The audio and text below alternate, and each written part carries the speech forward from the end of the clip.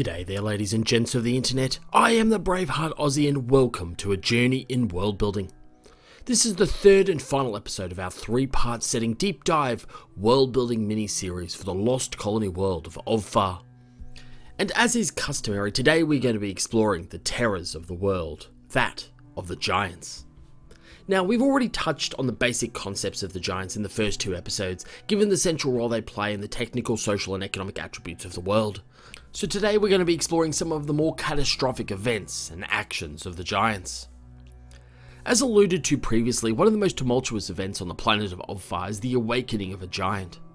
The giants can sometimes sleep or slumber on the surface for several decades at a time, as they slowly leach from the earth various minerals and biological nutrients needed to sustain their mysterious xenobiological systems. When such nutrients are fully extracted, this necessitates the giant to relocate to another part of the world. Such an awakening and the subsequent transiting is highly destructive, not only utterly destroying the landscape and terrain directly surrounding the previous slumbering site, but also the path to the new site, which can be meandering. While seemingly intelligent, the behavior of the giants seems to take on a semi-nomadic appearance as they seek out locations with high calorific value. This means the paths of destruction can be long and winding and impact many Huma tribes in the process.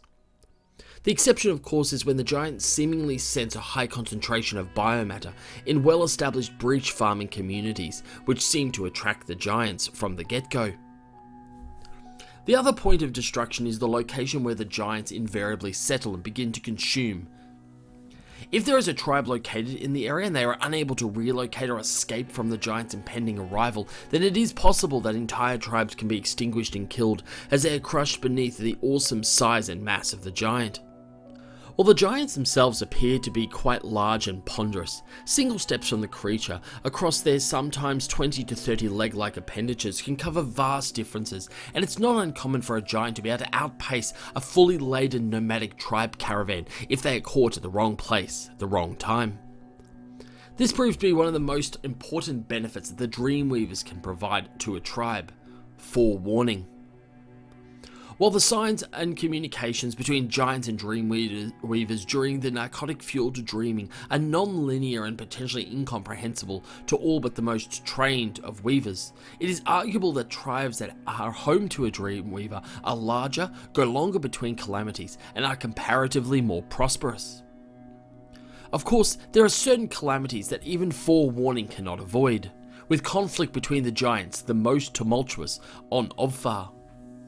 There is no indication or sign that giants procreate in a human or traditional biological sexual manner. Instead, they seem to adopt a form of forced mitosis, with larger giants tracked down, mounted by smaller giants, while the larger giants are slumbering and effectively torn apart.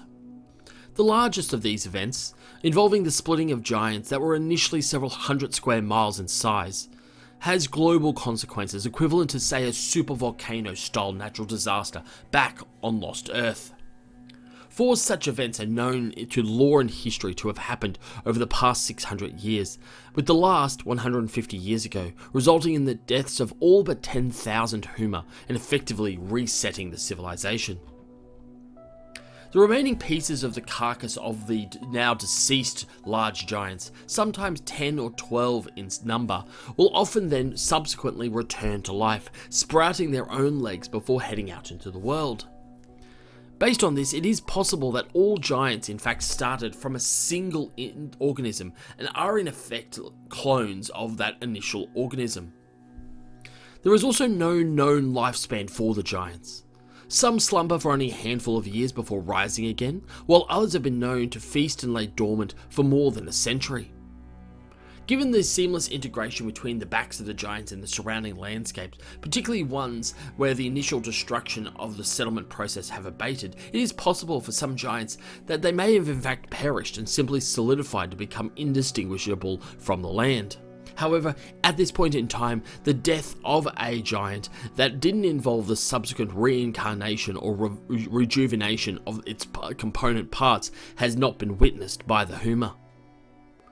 The attack of a large giant by smaller giants is a particularly devastating occurrence for backrided tribes. These more permanent settlements are few and far between on Ovfar, notably because their establishment is often a rushed endeavour and typically is destroyed when the giant awakens. However, in the rare circumstances where a settlement survives the awakening, the subsequent transmit, and the final resettlement of the giant, they can re-establish themselves for the long term through repairs, and the giant-on-giant conflict then becomes the next biggest threat to their continuation. Of the 5 largest Backrider settlements on the planet, collectively home to less than 15,000 people, they are all located on what are classified as medium-sized giants, meaning the chances of them succumbing to an attack from other giants remains only moderate to low. Yet there will come a time when every Backrider settlement must be abandoned, when the continuation is too great a risk to life and new attempts at setting up settlements must be adopted, for nothing is ever permanent on Ovfar. And that is where we're going to leave this series today. This has been a really interesting concept to explore as part of the world building project, with both the ideas of lost colonies in the Dark Diaspora, tribal communities, and a very alien style of life at the heart of what makes this project so fascinating and enjoyable more than 12 months on. And I'm really excited to be exploring similar types of very unique concepts going forward into the future as we move away from the established parts of the diaspora to more fringe elements and settings and worlds. We're actually going to be taking a break from our Phase 2 setting deep dive series over the next few weeks as we approach Christmas and enter into 2025, and instead pivot to explore some other elements of Phase 2. Next week I'll be producing the first of our Threats world building episodes, after which we're going to be using a roll table generated randomized setting concept developed in partnership with you, which I'm still figuring out the best format for that. So check out that in the comments, check out that in the community section as to how we go about that. Might be a live stream or might be some other type of activity. We're also going to be doing a Christmas themed episode, exploring the concept of Christmas and the festive season across the many settings and worlds that we've explored to date, as well as the role of this traditional Earth-based holiday that plays in the different religions in the time of the Dark Diaspora. But that is it for today. Thank you so much. Hope you'll have a wonderful day, and may the journey continue.